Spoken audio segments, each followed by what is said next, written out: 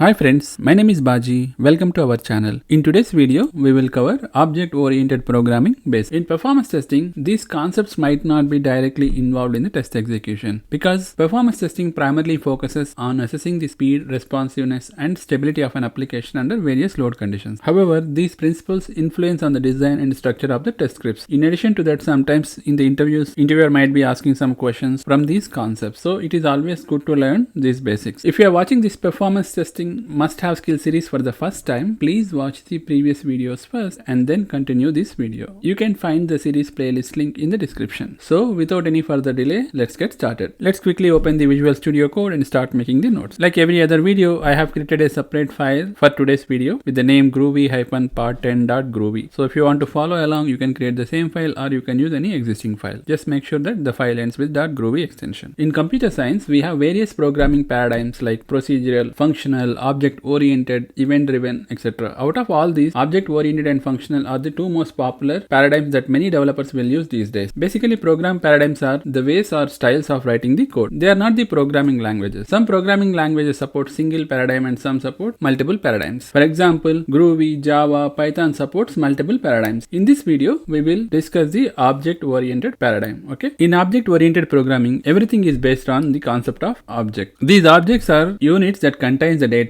and the operations that perform against the data. So these operations also called as methods. So in object-oriented programming, we bring together the data and methods into a single object. Let's quickly discuss the benefits of this paradigm. Object-oriented programming is all about objects, and these objects interact with each other to perform various tasks. Let's take computer as an example. Computer consists hundreds of collaborating objects. All these objects are reusable and replaceable. If any of them malfunction, a technician will pull it out and replace it with another object. Applications built using the object-oriented technique are exactly the same. Using this technique, we can reduce the complexity by breaking down large complex application into small, more manageable and easy to maintain objects. If an object is not working properly, we can only focus on that object. We can fix that object or replace it with another object. Another benefit is the opportunity to reuse the code. Once we build and test the code, we can reuse it for other applications. Since the code can be reused, we can develop the applications in less time. So Groovy is a fully fledged object-oriented language supporting all of the object-oriented programming concepts like classes, objects, and other object-oriented principles like encapsulation, inheritance, polymorphism. Now let's discuss what exactly a class and object is all about. Okay, just to let you know that the class and object terms are used interchangeably, however, they are fundamentally different. Basically, a class is a blueprint or template for creating the object, and object is an instance of class. So there might be a question in the interviews like what is an object or what is a class. Now let's quickly write a small program to understand this class and object concept. Okay, first let's define the class. So the syntax for defining a class is first we need to write the class keyword and then class name. Generally in Java or in Groovy, class names are defined using Pascal syntax. In Pascal syntax, the first letter always be a capital letter. So let's say we will define a class called student. So opening and closing curly braces for that class. Inside that class, we can define couple of variables. This time let's use the actual data type instead of defining as def. Okay, let's declare a variable called name with string data type and also age with integer data type. In name variable, we'll try to store the student name, and in age variable, we'll store the student's age. Now let's write a small method to display the student's information. So we can name the method as display info, opening and closing parenthesis, and then opening and closing curly braces. So the void keyword is telling whether this particular method is returning anything or not. In place of void, if you are specifying any string or integer, that means whenever somebody is using this particular method, the method will try to return that particular type of data. In this case, we are not returning anything because we want to just display the information. Okay, and then we can print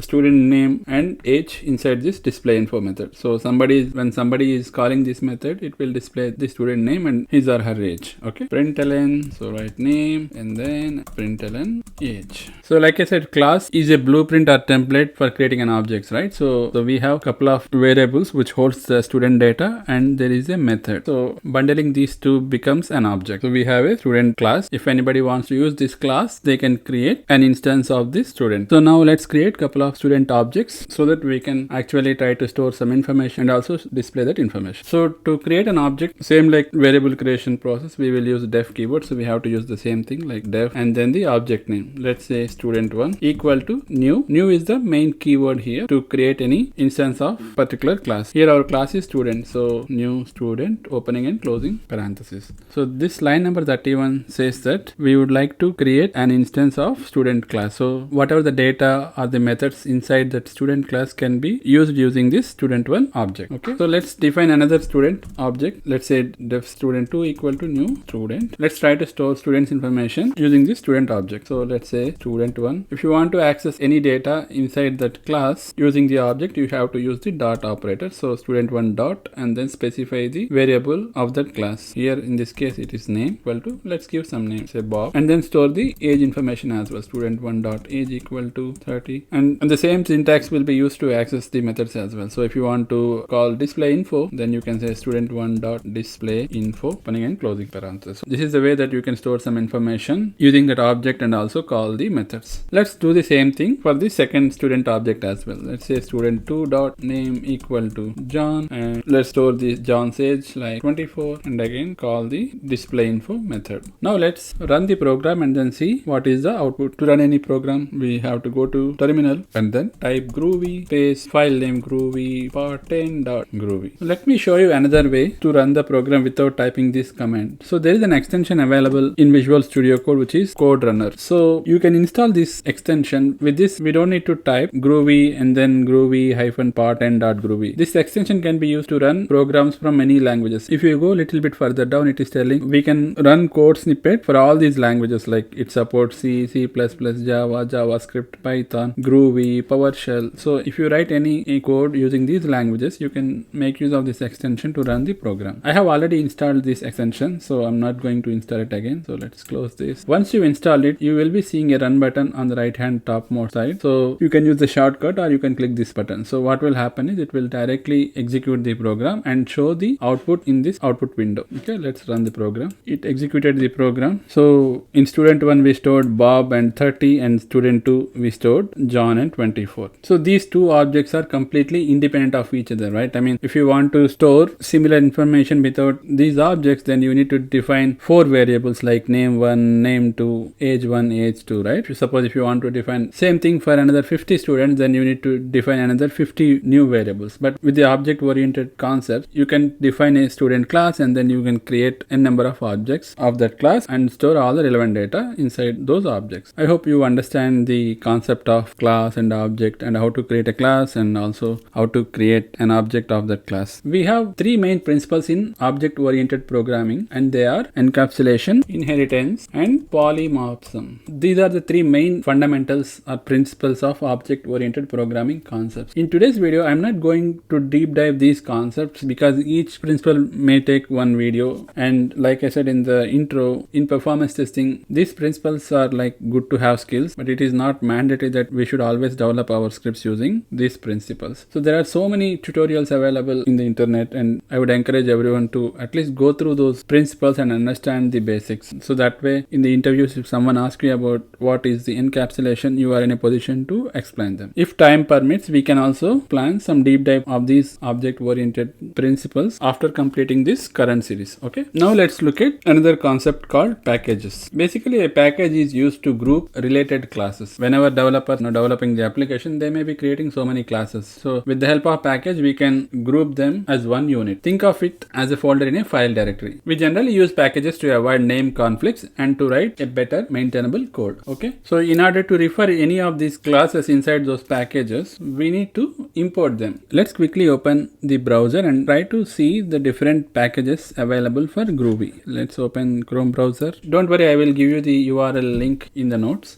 So you can see these are all different Groovy packages that we can make use of it and then write the code based on the requirement. So we don't need to develop or we don't need to write anything from the scratch. Right? These are the packages developed by the Groovy developers. They have shared these packages with us, so whenever we need, we can simply import that package and make use of the classes and methods that they have developed inside that package.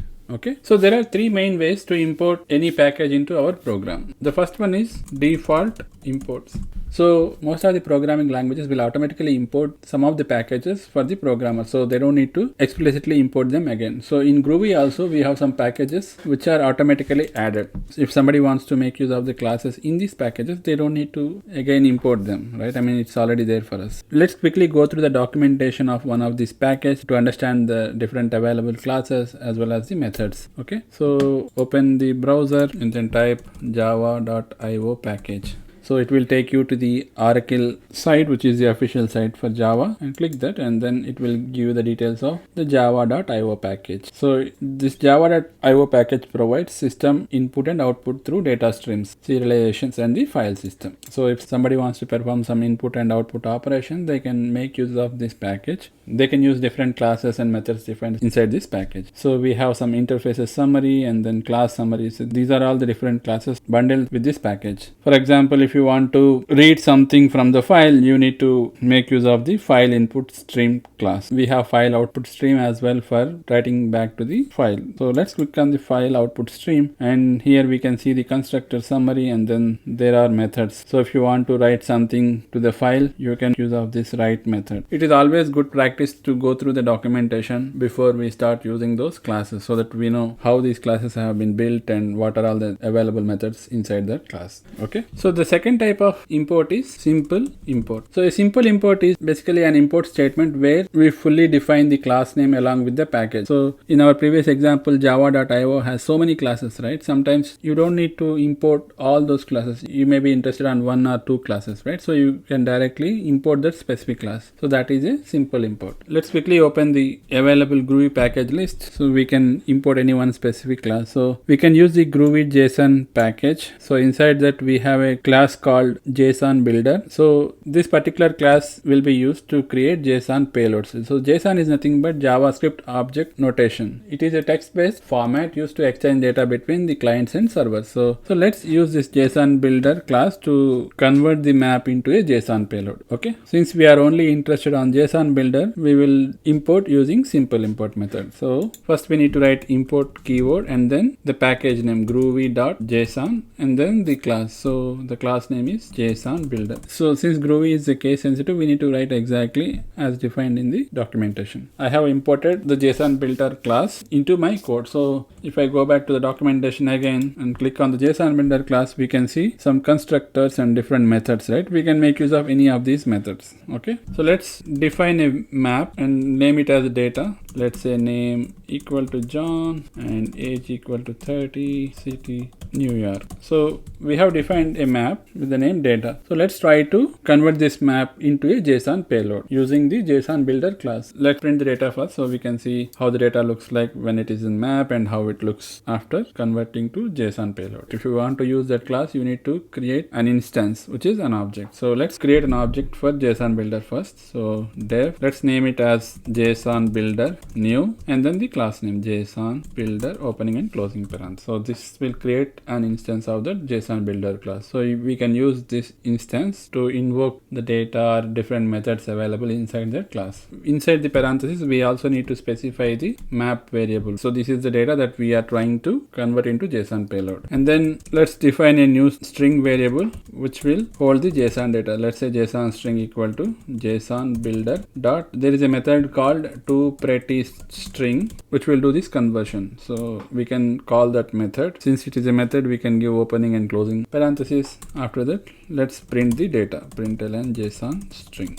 Okay, so let's run the program and then see the output. Before converting to JSON payload, the data looks like this because we created this as a map, and then with the help of JSON builder class, we converted that map into a JSON payload, which looks like this. See here, we did not do anything, right? We just used the other code to achieve this operation. So that is the beauty of this object-oriented programming concept. So somebody has already built classes for us, so we are just making use of those classes to achieve our desired output. Okay, so if you want to understand toPretty practicing, you can go back to the documentation and then click that practicings which explain you all about that method. Now let's look at the third type of import, which is star import. So this is a special way of importing all the classes from a package. Okay, like sometimes we don't know what exactly the class that we are going to use in our program, right? We want to import everything that are available in that package, so that during our development we will look for the specific class and then make use of it. Instead of remembering individual classes, we can import all the classes using star import method. Let's say if you want to import all the available classes in the groovy.json package using star import method, you can write like this: import groovy.json.star. So this will import all these classes. So these are all different classes available inside that groovy.json package. So when we use the star import method, it will import all these methods. So you can use any of this method to meet your requirement. Okay. So that's it for this video. Thank you so much for staying till the end. I hope that was informative and you understood all the concepts explained in this video. In case any specific concept is not clear or requires more detailed information, please feel free to mention it in the comment section. All these notes and examples URLs have been uploaded into GitHub, and you can find the link in the description. If you are new to our channel, please consider subscribing it. If you like what you saw today, please give this video a thumbs up and also share it with your friends. If any of your friends are interested in learning performance testing concepts, please share this series links to them so that they will learn all these concepts for free and get benefited. I'll see you with our final video in this module. Until then, take care, stay safe and keep learning.